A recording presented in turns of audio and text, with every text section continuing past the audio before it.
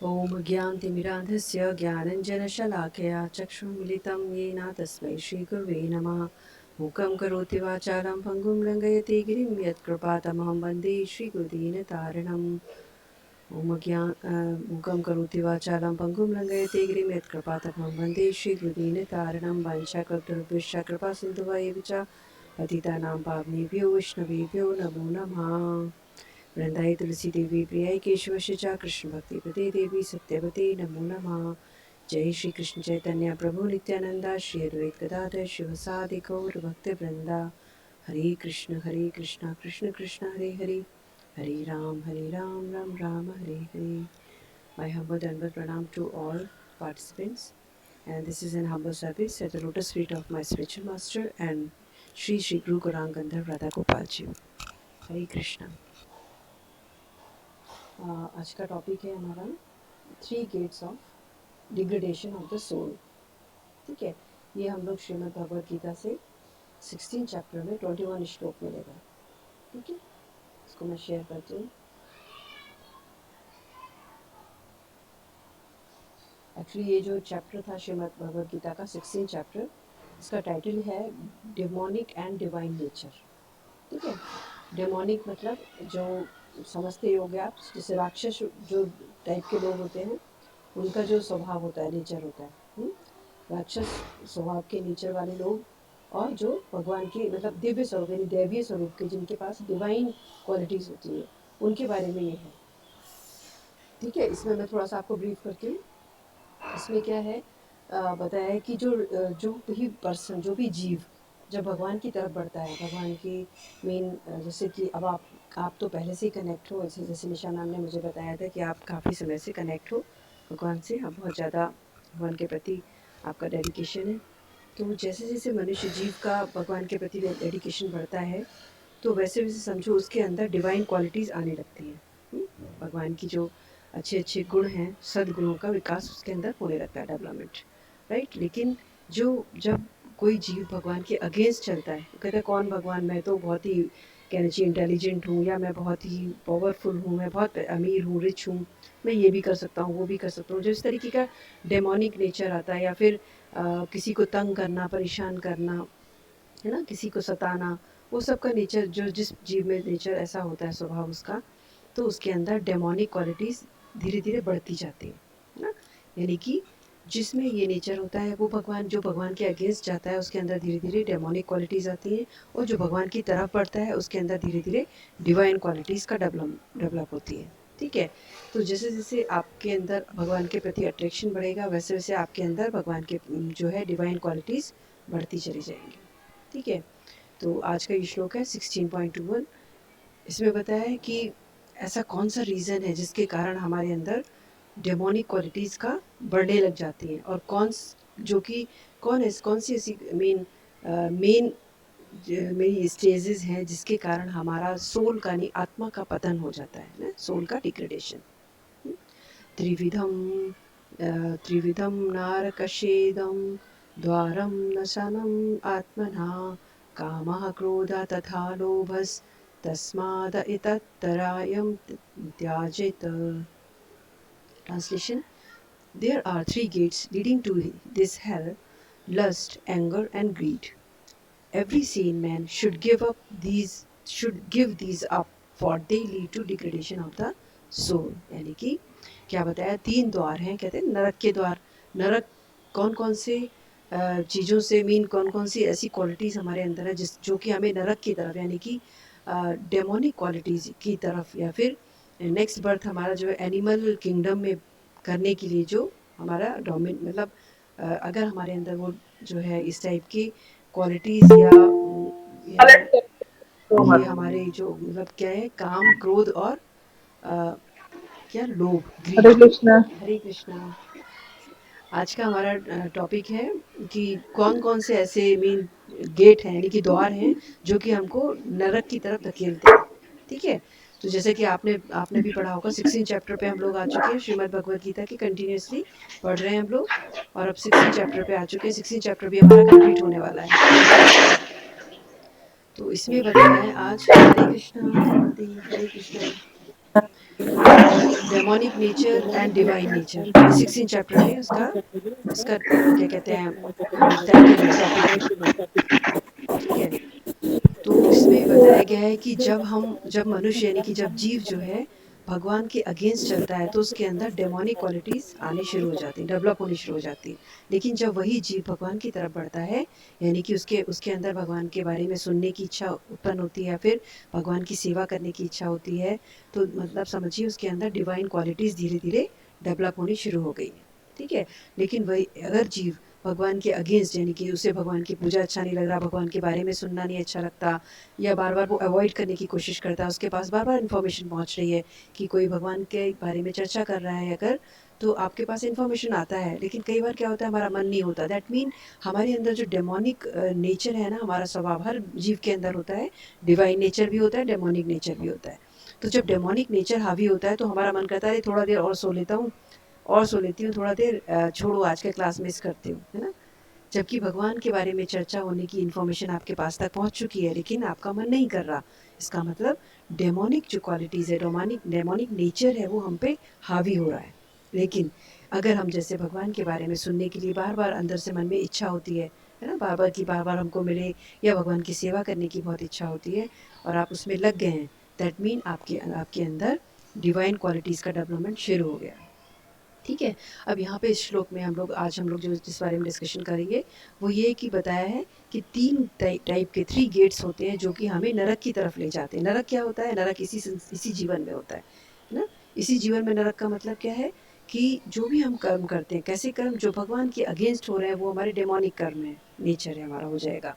Demonic activities हो गई, demonic karmas हो गए, तो वो क्या होगा, धीरे धीरे हमें डिग्रेडेशन की तरफ, यानी कि मेरी सोल, हमारी आत्मा का पतन होता जाएगा। आत्मा का पतन क्या होता है? आत्मा का पतन का मतलब है कि हमें हमें जो भी कुछ अच्छी बात होगी या भगवान की चर्चा होगी उसे सुनना अच्छा नहीं लगेगा, भगवान की सेवा करने में आलस आएगा, है ना। दैट मीन आपके हमारे अंदर डेमोनिक क्वालिटीज़ धीरे धीरे डेवलप हो रही है, ठीक है। और जैसे जैसे हम भगवान के अगेंस्ट चलते हैं, डेमोनिक क्वालिटीज़ हमारे अंदर बढ़ती जाती है ना। तो कौन कौन सी, जैसे कि मेन जो बताया, जो मेन है, जो मेन गेट हैं हेल के, कौन कौन से? Lust, anger and greed. Lust मतलब कामना, एंगर मतलब क्रोध, ग्रीड मतलब लालच, ठीक है। लस्ट क्या किस तरीके की होती है? कई तरीके की लस्ट होती है, जैसे कि जैसे हम लोग कहते हैं ना कि बहुत सारा धन कमाने की लालसा, कामना, या फिर बहुत ज़्यादा प्रॉपर्टी वाला बनने की, या बहुत ज़्यादा कुछ अचीव करने की कामना होती है, इच्छा होती है, डिज़ायर होती है ना। और उसके लिए कुछ भी करना पड़े इंसान तैयार रहता है, तो वो लस्ट है एक तरीके का। फिर आता है जब लस्ट आपकी कंप्लीट नहीं होती, मतलब फुलफिल नहीं होती, तो क्या होता है? हमें गुस्सा आता है, एंगर, ठीक है। और एंगर, जब एंगर भी बढ़ता है, फिर ग्रीड, यानी कामना क्यों होती है? क्योंकि हमें किसी चीज़ को देख के उसे लालच मन में आता है कि ये काश मेरे पास बहुत धन होता, या मेरे पास बहुत सोना होता, या मेरे पास बहुत बड़ा पोस्ट होता, ऐसा करके ये कामना है। और ग्रीड, तो उसके कारण कई बार क्रोध आता है, जब वो ये हमारी इच्छा पूरी नहीं होती, हमारी कामना या वासना पूरी नहीं होती, तो हमें क्रोध आता है, नहीं। क्रोध जब आता है तो ऐसा हमने भगवत गीता के 2nd चैप्टर में क्लियर बताया है कि जब हमें क्रोध आता है तो क्या होता है, हमारी मति भ्रम हो जाती है, हमारा जो मन, हमारी बुद्धि है ना, वो भ्रष्ट हो जाती है, ठीक है। हम जो है ठीक तरीके से नहीं सोच पाते, और हम गलत मार्ग, हमें समझ में नहीं आता, क्योंकि बुद्धि भ्रष्ट होने का मतलब कि हमको सही और गलत में निर्णय लेने का समझ में नहीं आता, हम कई बार गलत मार्ग को चुन लेते हैं। एक सेकेंड,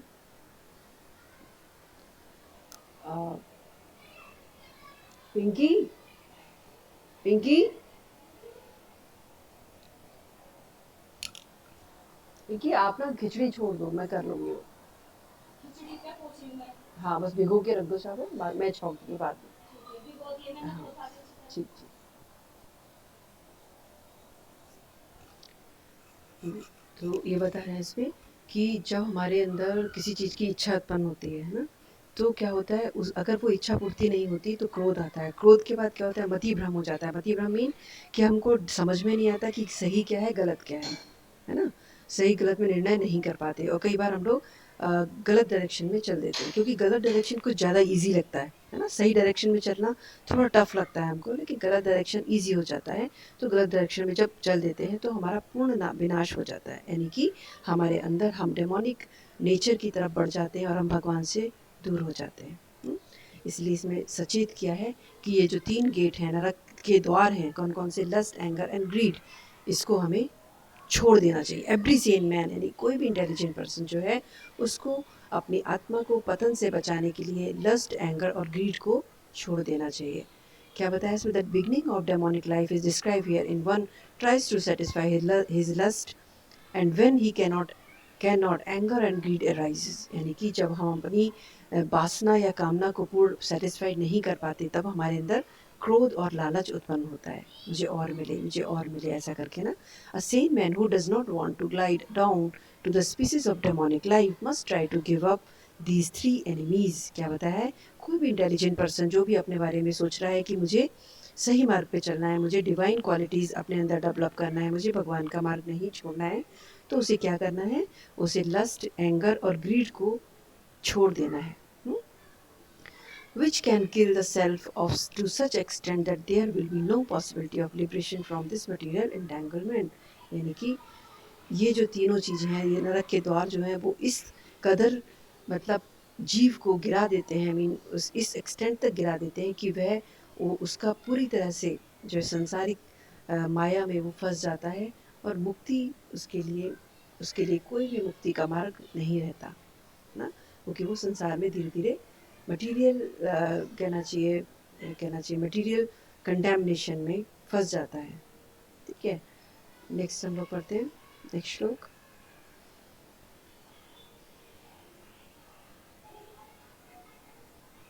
हितैर्विमुक्तः कौन्तेय तमोद्वारैः सत्रिभिर्नरः आचरति आत्मनसा श्रेयस् ततो यति परं गतिम्। The men who escape these 3 gates of hell, O son of Kunti, perform acts conducive to self-realization and thus gradually attain the supreme destination। यानी कि जो जीव ये तीनों चीज़ों को छोड़ देता है, मीन त्याग देता है, उनसे ऊपर उठ जाता है, तो वह क्या कर सकता है, वह भगवान यानी सेल्फ रियलाइजेशन के मार्ग पर आगे बढ़ सकता है और वह सुप्रीम को अटेन कर सकता है, यानी कि वो अपने अपने अपने आप में परफेक्शन ला सकता है, यानी कि उसके अंदर डिवाइन क्वालिटीज़ धीरे धीरे डेवलप होने लगती हैं, हो सकती हैं, ऐसा बता रहे हैं अगर हम इन तीनों चीज़ों को दूर से ही छोड़ दें। यह शास्त्रा विधिम उत्श्रिय वर्तते कामकारातः न सा सिद्धिम अवाप्नोति न सुखम न परम गतिम। He who discards scripture injunction and acts according to his own whims attain neither perfection nor happiness nor the supreme destination। अब यहाँ ये भी बताया या वार्न कर रहे हैं, भगवान अर्जुन से कह रहे हैं, वार्निंग दे रहे हैं कि अर्जुन जो भी शास्त्रीय यानी कि शास्त्रीय ज्ञान को क्या करता है, वो छोड़ देता है, उसको ऐसे इग्नोर कर देता है, अरे इसमें कुछ नहीं होता है ना, और अपने हिसाब से चल रहा है, नहीं मैं जो सोच रहा हूँ वो ठीक है, ऐसा सोच के जो चलता है उसे अपने जीवन में ना तो परफेक्शन मिलता, ना खुशी मिलती और ना ही उसको परम जिसे कहते हैं कहना चाहिए अपना गति यानी कि डेस्टिनेशन, सुप्रीम डेस्टिनेशन भी नहीं प्राप्त होता। थर्ड में क्या बोल रहे हैं इसमें, described before the shastra vidhi or the direction of the shastra is given to the different caste and order of human society. Everyone is expected to follow these rules and regulations. If one does not follow then and act whimsically according to his lust, greed and desire, then he never will be perfect in his life। In other words, in man may theoretically know all these things, but if he does not apply them in his own life, then he is to be known as the lowest of mankind। यानी क्या बता रहे हैं कि जो मनुष्य जो कि जैसे कि अभी इसमें ट्रांसलेशन में बताया, जो भी शास्त्र के ज्ञान को उसकी डायरेक्शन जो भी शास्त्र ज्ञान डायरेक्शन दे रहे हैं कि तुम्हें क्या करना है अकॉर्डिंग टू आवर पोजीशन, हमारी पोजीशन क्या है, हमारा जैसे कि भगवत गीता में बताया है वर्ण एंड आश्रम। वर्ण मतलब ब्रह्मचर्य, गृहस्थ, क्या है ब्रह्मचर्य नहीं, वर्ण आ गया, ये तो आश्रम हो गया ना, ब्रह्मचर्य, यस सॉरी ब्रह्मचर्य नहीं, ये वर्ण हो गया आपका ब्राह्मण, क्षत्रिय, वैश्य, शूद्र, एंड आश्रम हो गया वर्ण एंड आश्रम। दो भगवान ने इसको दोनों को कैटेगराइज किया है, एक वर्ण और एक आश्रम। वर्ण और आश्रम के अनुसार अगर हम चलते हैं तो हम परफेक्शन की स्टेज तक पहुंच सकते हैं, ऐसा बताया। तो वर्ण क्या है, ब्राह्मण, क्षत्रिय, वैश्य, शूद्र, और आश्रम क्या है, ब्रह्मचर्य, गृहस्थ, वानप्रस्थ एंड संन्यास। ठीक है, तो वर्ण के अनुसार, यानी कि जो भी आपका, जैसे कि आप ब्राह्मण हैं तो ब्राह्मण के अकॉर्डिंग शास्त्रीय ज्ञान को डिस्ट्रीब्यूट करना और शास्त्रीय ज्ञान को स्टडी करना, ये ब्राह्मण के कर्तव्य हैं। और क्षत्रियों का कर्तव्य क्या है? रक्षा करना, है ना, अपना देश अपने समाज की रक्षा करना, नेचर, स्वभाव के अकॉर्डिंग टू नेचर आपका। फिर आता है वैश्य। वैश्य में व्यापार, व्यापार करें अपना अच्छे से, ऐसा करें व्यापार, क्योंकि व्यापार में तो टोटली आप ईमानदारी, ईमानदारी मतलब इस तरह से नहीं कर सकते कि टोटल जितने का आपने खरीदा उतने का आप सेल करेंगे तो आपके पास क्या बचेगा, है ना। तो इसमें बताया है कि आप जो ग्राहक है उसका भी ध्यान रखते हुए और अपना भी ध्यान रखते हुए इस तरह से आप उसको अपना व्यापार करें, तो वो सही उसमें आता है। उसके बाद आता है शूद्र। शूद्र यानी कि जिसका स्वभाव होता है कि इन सभी तीनों को, मीन इनकी तीनों की सेवा देना, तीनों को। तो भगवान ने ये बताया इसमें वर्ण आश्रम क्यों बनाया, कि हर कोई जो भी जिस स्थिति में है, जिस स्वभाव में है, वो भी हर किसी को परफेक्शन, हर किसी से को भगवान का सेवा करना, भगवान की पूजा करना, यानी कि भगवान की तरफ बढ़ने का पूर्ण अधिकार है। हर कोई अपनी स्टेज से परफेक्शन की स्टेज को प्राप्त कर सकता है, यानी कि धीरे धीरे अपनी स्टेज को बढ़ाते हुए परफेक्शन की स्टेज को प्राप्त कर सकता है। ये सारा शास्त्रों में विधि बताई गई है। अब यहाँ ये भी बताया है, कुछ लोग होते हैं जो थ्योरेटिकली इसको एक्सेप्ट करते हैं, लेकिन थ्योरेटिकली तो जानते हैं लेकिन उसको वो प्रैक्टिकली अप्लाई नहीं करते। तो उसमें बताया है जो प्रैक्टिकली अप्लाई नहीं करते तो उनका मतलब वो जो है इस मतलब उनका परफेक्शन नहीं हो सकता। वो लोएस्ट कहना चाहिए, उनको मानना चाहिए। ठीक है, ये बताया इसमें आगे है, द वर्ड कामा कर्ता is very significant. A person who knowingly violate the rules act in lust, he knows that this is forbidden but still he act, this is called acting whimsically. He knows that this should be done but still he does not do it, therefore he is called whimsical. Such persons are destined to be condemned by the Supreme Lord. Such person cannot have the perfection which is meant for the human life. The human life is specially meant for purifying one's existence, and one who does not follow the rules and regulations cannot purify himself, nor can he attain the real stage of happiness.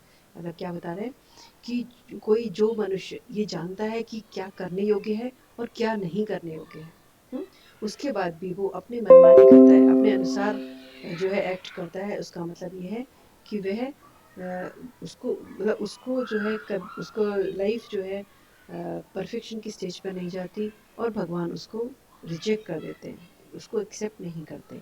इस तरह से क्यों? क्योंकि मनुष्य जीवन जो मिला है हमको, वो केवल अपने एग्जिस्टेंस को प्यूरिफाई करने के लिए मिला है।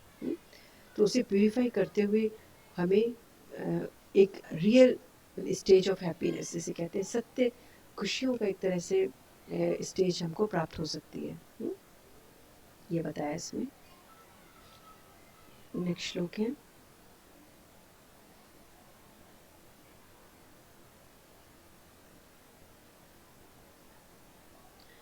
तस्माच्च छात्रं परमं प्रमाणं ते कार्यकार्याव्यवस्थितौ ज्ञात्वा शास्त्रविधानोक्तं कर्म कर्तुम् इहारसि। Translation: one should therefore understand that what is duty and what is not duty by regulations of scripture. Knowing such rules and regulations, one should act so that he may gradually be elevated. यानी कि इस तरीके से किसके according? According to scripture, यानी शास्त्रों के according हमको ये समझना है कि क्या हमारा कर्तव्य है और क्या नहीं है। और उस तरीके से हमको अपने रूल्स एंड रेगुलेशन को फॉलो करते हुए हमें धीरे धीरे अपने आप को जो है एलिवेट करना है, उठाना है ऊपर। हमारी जो जो भी स्टेज है उसको अपनी स्टेज से ऊपर उठाना है।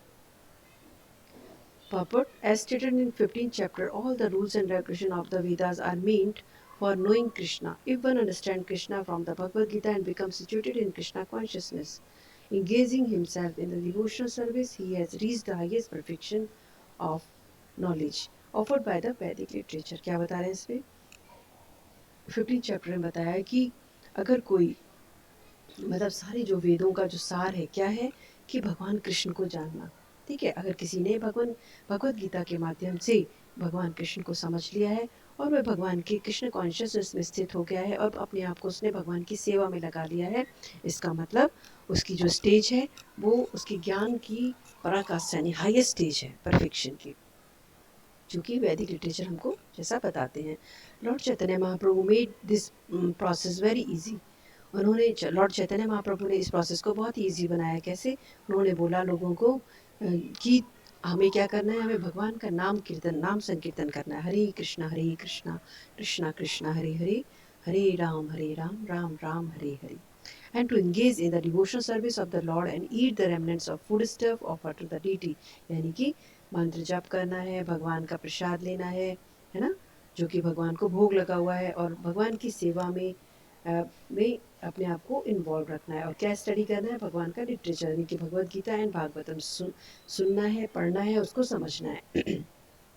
Then he has come to the conclusion perfectly. अगर वो ऐसा जीवन जीता है तो वह कंक्लूजन पे बहुत ही शीघ्र आ सकता है। Of course for the ordinary person who are not in Krishna consciousness और who are not engage in devotional service, what is to be done and what is not to be done must be decided by the injection of the Vedas। यानी कि जो भगवान की सेवा में नहीं लगा है उसको क्या करना है, उसको वेदों के अकॉर्डिंग यानी कि वैदिक लिटरेचर के अकॉर्डिंग ये समझना मतलब सब बहुत ही मुश्किल हो जाता है कि वह क्या करे और क्या ना करे। One should act accordingly without argument. जबकि मनुष्य को क्या करना है, बिना किसी आर्ग्यूमेंट के शास्त्र में जो है, जो डायरेक्शन दिया है हमें, उसको एक्सेप्ट करते हुए चलना है। That is called following the principle of Shastra।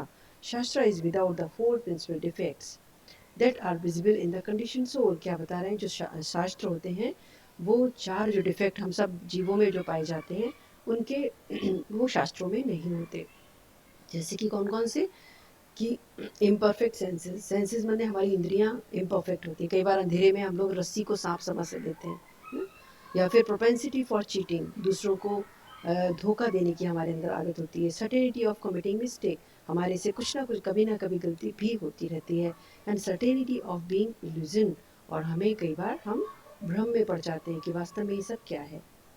तो ये बता रहे हैं कि इसमें कि जो ये चार कंडीशन है, ये हमारे जो जीव है कंडीशन लाइफ में, उसका ये उसके अंदर ये पाया जाता है, इस टाइप का चार जो है प्रोपेंसिटीज़। ठीक है, तो लेकिन ये शास्त्रों में ये नहीं है। शास्त्र इन चारों डिफेक्ट से ऊपर है, परे है। ठीक है, हमें शास्त्र के मतलब इसके डायरेक्शन को समझते हुए हमको क्या करना है, शास्त्रों के डायरेक्शन को समझते हुए अपना जीवन यापन करना है, जिससे कि हमको हमारा आत्मा का उत्थान हो, एलिवेशन ऑफ सोल, यानी कि डिग्रेडेशन ना हो, एलिवेशन हो। और डिग्रेडेशन कैसे हो सकता है? जब हमारे अंदर ग्रीड है ना, लालच, क्रोध और क्या, काम वासना, काम या इच्छा या फिर कोई वासना हमारे अंदर रहती है, उससे हमारी आत्मा का पतन हो सकता है। लेकिन अगर हम अपने अंदर शास्त्रों के अकॉर्डिंग, शास्त्र क्या, वैदिक लिटरेचर में मेनली क्या, श्रीमद् भगवद गीता एंड भागवतम, उसको फॉलो करते हैं अगर हम, तो हमारा जीवन, हमारी आत्मा उत्थान होता है, और धीरे धीरे हमारे अंदर डिवाइन क्वालिटीज़ डेवलप होती हैं। ठीक है, ये आज का इतना ही रखते हैं। और आप लोग के मन में कोई क्वेश्चन है या कुछ डिस्कस करना है तो आप लोग कर सकते हैं। हरे कृष्णा।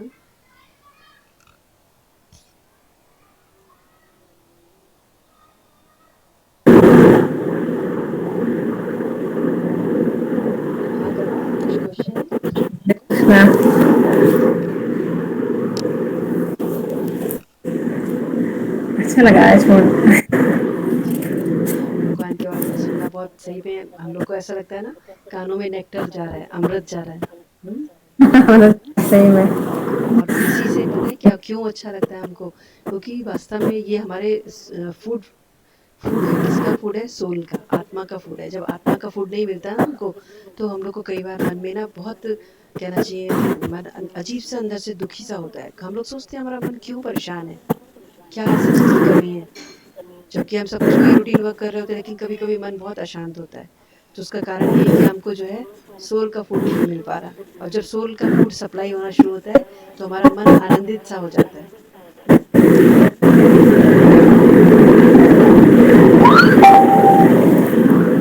क्या कर रही है शैलजा? शैलजा गई है नीचे खेलने। अच्छा, कोई बात नहीं। और आप कैसे हो कविता दी, कैसे हो आप? आपका कोई क्वेश्चन?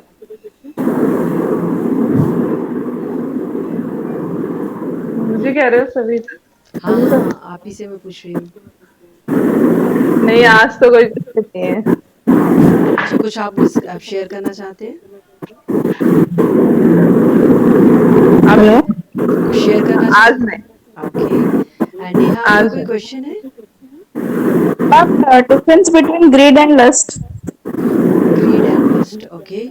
एक्चुअली ग्रीड क्या है, जैसे कि आपके अंदर बहुत सारा धन कमाने की लालच है, ठीक है, धन कमाने का इच्छा है, लालच इसको कहते हैं। या फिर सपोज किसी का कोई चीज़ देख के आपके मन में बहुत सारा मीन लालच आ गया कि मुझे ये मिल जाना चाहिए, है ना। सपोज यहाँ से ले सकते हो आप, जैसे कि आप प्रोफेशनल फील्ड में कि बहुत अच्छी पोस्ट को किसी को आप देख रहे हो, तो आपको लगता है कि नहीं, ऐसा इस जगह तो मुझे होना चाहिए, है ना। ये भी है। दूसरा, किसी के पास बहुत धन है, बहुत रिच है, तो उसको देख करके मन में हमारे लालच आ सकता है, ठीक है। या फिर यह ग्रीड हो गया। फिर और लस्ट क्या है? लस्ट क्या है, किस तरीके से हम ले सकते हैं? लस्ट मतलब होता है जैसे कि अगर मीन अपोजिट बोल सकते हो, अपोजिट सेक्स के प्रति, मीन आप गर्ल हैं तो बॉय के प्रति, बॉय हैं तो गर्ल के प्रति हमारे अंदर जो है गलत भावना आने लगी कि नहीं, मुझे ये मिलना चाहिए, इसको मुझे उपभोग करना है, यूज़ करना है, इसको मुझे यूज़ करना है, या फिर इसको मुझे एक बार टेस्ट करना है, ट्राई करना है, ऐसा कुछ। जैसे आजकल का बहुत ज़्यादा आम चीज़ है ये, तो वो एक तरह से लस्ट में आ जाता है, काम वासना से कहते हैं। हुँ? और इसको हम यहाँ पर काम वासना केवल इसी चीज़ को लेकर नहीं, और भी काम काम और ये वासना किसकी, कई बार धन कमाने की वासना भी होती है, कई बार चोरी करना ये भी वासना में आ जाता है ना। कभी जैसे कि ड्रग लेना या ये सब ड्रिंक करना, जुआ खेलना, ये भी काम वासना में आ जाता है। लेकिन काम जो है वो केवल रिलेटेड उससे है, काम और वासना आ जाता है सब चीज़ों में कि वासना, सब जितनी गलत आदतें हैं, जुआ खेलना, मीट खाना, मांस खाना, ड्रिंक करना, ड्रग लेना, ये सब आ जाता है वासना, यानी इच्छा, गलत इच्छाएं, ठीक है। रॉन्ग मतलब क्या बोल सकते हो, रॉन्ग डीड्स या फिर बैड हैबिट्स, ऐसा करके हो जाता है। और काम केवल वो है जो कि फिजिकल रिलेशन, या फिर जैसे जो मैरिड है वो किसी पर्सन के साथ, जो हस्बैंड चाहे गर्ल चाहे बॉय, किसी के संग रिलेशनशिप बनाने के लिए बहुत इंटरेस्टेड, या किसी एक के साथ नहीं, जो उसे मिल जाए, जब अपॉर्चुनिटी मिल जाए उसके साथ वो इन्वॉल्व होने की इच्छा अगर रखे, तो वो काम हो जाता है, काम वासना उसमें आ जाता है, उस कैटेगरी में, ठीक है। तो यहाँ भगवान उसके लिए हम लोग को सचेत कर रहे हैं कि जो सही मार्ग पे चलना चाहता है, मेरी तरफ बढ़ना चाहता है, उसे ये चीज़ें छोड़ देनी चाहिए टोटली। क्या क्या? जी। Greed, lust and anger. Anger. क्योंकि जब काम वासना हमारी पूरी नहीं होती तो हमें अंदर क्रोध आता है। जब क्रोध आता है तो आप देखते हो क्रिमिनल्स, कई सारे मर्डर होना, ये सब होना, ये सब उन्हीं का कारण है। काम वासनाएं शांत नहीं होती, पूरी नहीं होती। जैसे कोई धन कमाने जा रहा है, धन कमाने नहीं, धन छीनने, चोरी करने, है ना। या फिर कोई कुछ गलत कर रहा है, जैसे कि बड़े बड़े आप देखोगे ऑफिसर्स जो पकड़े जाते हैं, इनकम टैक्स नहीं भरना, तो वो भी वासना, एक तरह से पैसे का भूख, है ना, गलत तरीके से कमाना या गलत तरीके से कुछ गलत करना, मीन कुछ गलत करके पैसा इतना कमाना, फिर वो लोग पकड़े जाता है, मतलब ऐसा यही है। ऐसे क्यों, मतलब फिर वो पकड़ा जाता है तो उसे और भी कई बार सीधा अंदर भी जा सकता है ना। लेकिन कई बार क्या होता है, जैसे कुछ लोग जिनकी इच्छा पूरी नहीं होती, तो उन्हें लगता है ये मेरी इच्छा पूरी ना करने के बीच में ये मेरा वो बना, क्या कहते हैं, बोलते हैं ये ऑब्स्टेकल है मेरा, तो उस ऑब्स्टेकल उसे क्रोध आता है, क्रोध के कारण वो उसको मर्डर भी कर सकते हैं। तो ये क्रोध बहुत बड़ा कारण है किस चीज़ का, हमारे पतन का, है ना। क्योंकि जैसे काम वासना आपकी पूरी नहीं हुई हमारी, तो क्या होगा, क्रोध आएगा, क्रोध के कारण फिर आपका बुद्धि भ्रमित हो जाएगी, मति भ्रम हो जाता है। मति भ्रम में हमें गलत और सही में निर्णय लेना नहीं समझ में आता। और यही एक तरीके से एक ही चीज़ भी बोल सकते हो आप, क्योंकि ग्रीड भी यही यही आ जाती है। काम वासना यानी कि कोई लालच होगा तभी हमारे अंदर ये इच्छा जागृत होगी कि मुझे ये चीज़ पसंद है, इसका ये मुझे मिलनी ही चाहिए, है ना, उसे लालच बोलेंगे, ठीक है। और ये मैम, आपने कहा कि ग्रेड कहीं ना कहीं डिग्रेड करती है सोल को। बट मैम, अगर सोशल लाइफ में हमें ग्रेड ना हो, यानी तो फिर हम आगे ग्रो कैसे करेंगे? आज मैं जिस पोजीशन पे हूँ, मेरे पास ग्रेड नहीं रहेगा, मैं तो वहीं की वहीं रह जाऊंगी। तो आगे ग्रो करने के लिए थोड़ा ग्रेड तो चाहिए ना, ग्रीड सोशली नहीं, लाइफ इसको में। आप ग्रीड नहीं बोलोगे। ये एक तरीके से आपको सस्टेन करने का, आपको अपना एक लाइफ को आगे बढ़ने के लिए ये है, ठीक है। ग्रीड एक तरह से नेगेटिव सेंस में आ जाता है ना।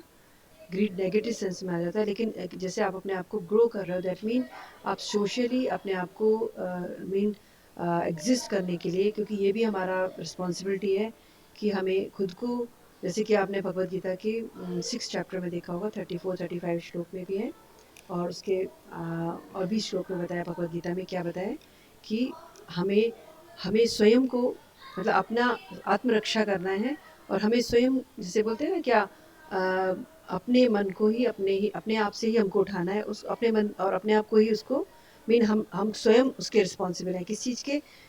हम अपना डिग्रेडेशन भी कर सकते हैं और हम अपना अपलिफ्टमेंट भी कर सकते हैं, एलिवेशन भी कर सकते हैं। ठीक है, तो समाज में अगर आप अपना एक पोजीशन बनाना बहुत ज़रूरी है, इसलिए ज़रूरी है, वो भी गलत तरीके से नहीं। मतलब यहाँ पे ग्रीड उसके आ जाता है, ग्रीड इस सेंस में नहीं आता कि आप इच्छा कर रहे हो कि आप एक अच्छी पोस्ट पे पहुँचो, that is not a greed. Greed का मतलब हो जाएगा अगर गलत तरीके से आपने, या फिर सपोज किसी की पोजीशन है, उस पोजीशन को आपने किसी तरीके से उसको हटा करके और उसको पोजीशन को आपने ले लिया, that is also kind of greed, और ये रॉन्ग है। लेकिन अगर आप अपनी कोशिश से, अपने अटैम्प्ट से, अपनी स्किल से, अपनी क्वालिफिकेशन के अकॉर्डिंग आप किसी चीज़ को अचीव कर रहे हो, तो ये ग्रीड नहीं है। ठीक है, जैसे कि ऐसे ही आप ऐसा देख सकते हैं आप, जैसे कि अर्जुन था, अगर ऐसा हम सोचें तो अर्जुन फिर युद्ध नहीं करता, क्योंकि उसको राज्य की इच्छा थी, वो क्षत्रिय का धर्म है ना, तो वो ग्रीड में नहीं आएगा, क्षत्रिय का धर्म है। ऐसे ही इस समय जैसे कि ब्रह्मचर्य, यानी कि हम लोग बिफोर मैरिज जो होता है वो ब्रह्मचर्य, एक तरह से हम लोग ब्रह्मचर्य आश्रम में होते हैं। तो उसमें आजकल के समय में क्या हुआ है कि हमारा जो वैल्यूज़ हैं, वैदिक वैल्यूज़, वो एकदम खो गई हैं।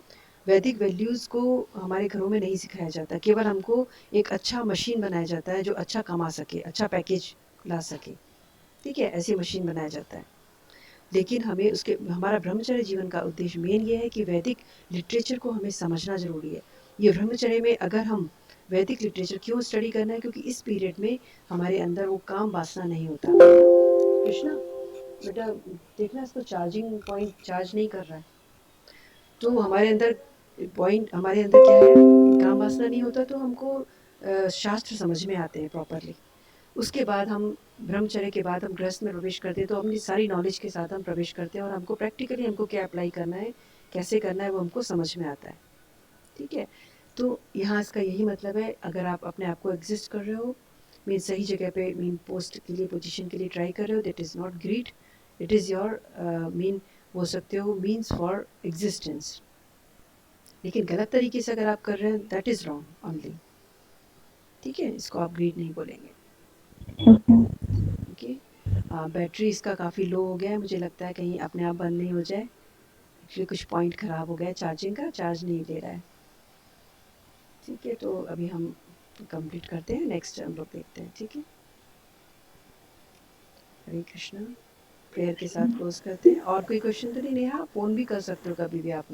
नो मैम, क्लियर हो गया। ठीक है,